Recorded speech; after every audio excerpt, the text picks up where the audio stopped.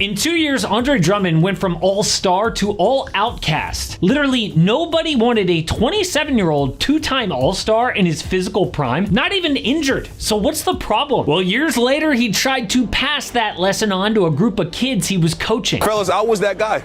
I was a $100 million guy.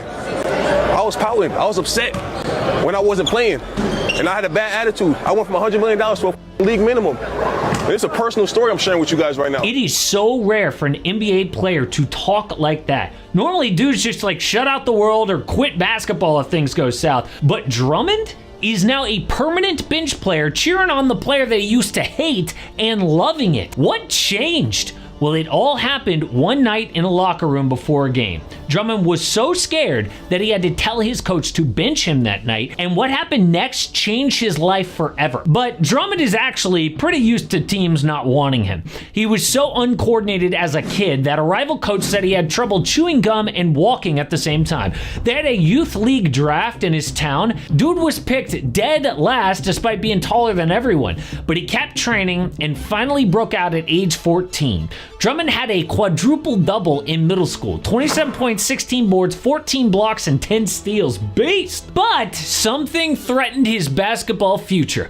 Andre told his single mom that he loved football, and she reluctantly let him play. But he was terrible. He's just not a natural. But he was naturally tall, 6'10" entering high school. So local college UConn came to recruit, and their legendary coach Jim Calhoun was like, how can I even tell if this kid is good? Because the score was 74-18. Andre had like 17 blocked shots, maybe 10 or 11 dunks. It was a joke. He was so much bigger, stronger, and faster than all the other kids that it was a joke. So Andre transferred to St. Thomas More Prep School for a better competition, and he dominated, but there were questions about his attitude. A Fox Sports scout said there was an issue with Andre not always playing hard. Some of it, in my opinion, was boredom. He just didn't engage if the competition sucked. It's like the opposite of Kobe Bryant, who just wanted to kill the opponent.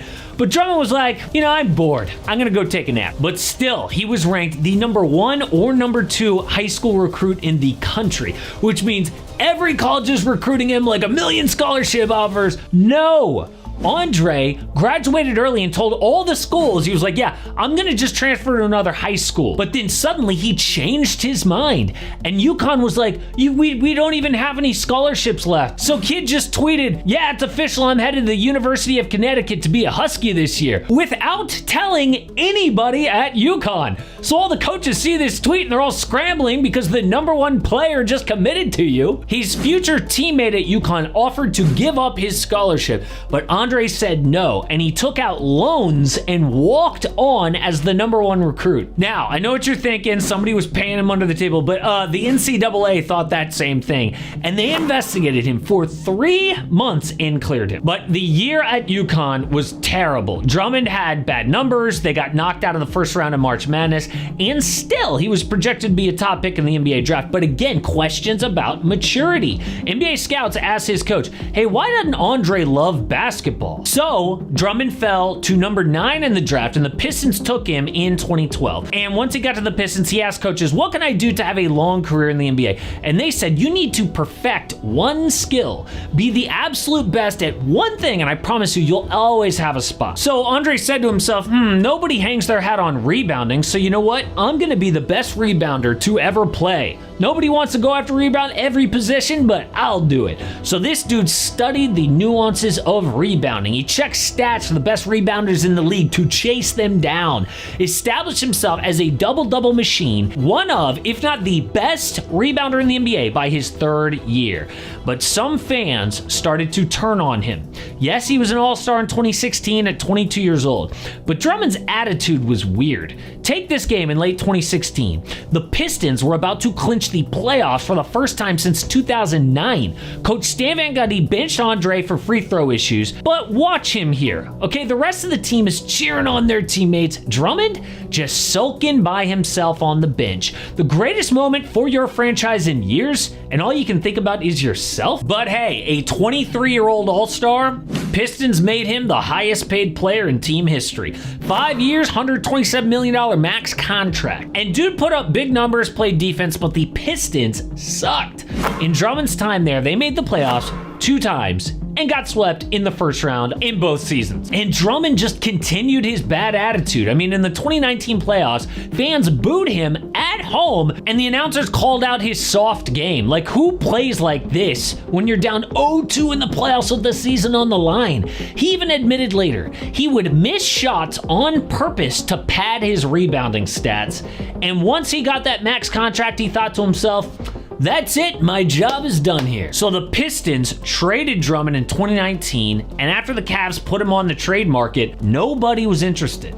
And not only was his attitude questioned, but big men who can't shoot lost value. So Andre started to bounce around the league until one day before a game in Chicago, it all broke. You know, for me, I got to a point where I was just like not happy with myself. I remember I was sitting in the locker room and I was just like, Billy Donovan is like talking and it's like muffled, like I can't hear anything. I'm just like numb, like I'm just in this like mode where I just can't feel anything. And I was like, yo, something's wrong. I was like, I think I'm about to break. And as he finished, I just felt my body start getting hot. And I'm just like, fuck, man. I'm like, yo, I'm about to lose it, man. I'm like, I don't know what I'm feeling right now. I can't explain it. I don't know why I'm feeling this way. I don't know why it's all of a sudden. Why right now? Why in this locker room? Like, I just had no answers. And as we broke, I just walked out of the locker room and I walked around the corner. I just sat in this hallway by myself. And I just fucking let it out, bro. I just broke down and started crying, bro. I just sat there for like 20 minutes. Andre says that everybody saw what happened in the locker room. There was no hiding it. Later, he told his coach that he needed time off, deleted his social media, changed his phone number. Drummond had some kind of panic attack and started therapy for the first time, which he says saved his life. It turns out all the pressure of being a superstar that the league didn't want anymore got to him. Because despite all the money and all the fame, it broke him to hear everybody talk like he's worthless. So somehow he had to separate his status as a pro athlete from who he actually was as a person. Like, being an NBA star couldn't define him, because what happens when that gets taken away? Who even was he if he made the league minimum? Was he still worth anything as a person? The answer had to be yes. He is worth something regardless of basketball. Otherwise, what's the point? So Drummond learned how to reshift his focus in life. Be grateful for the little things like health and family, not wealth and fame.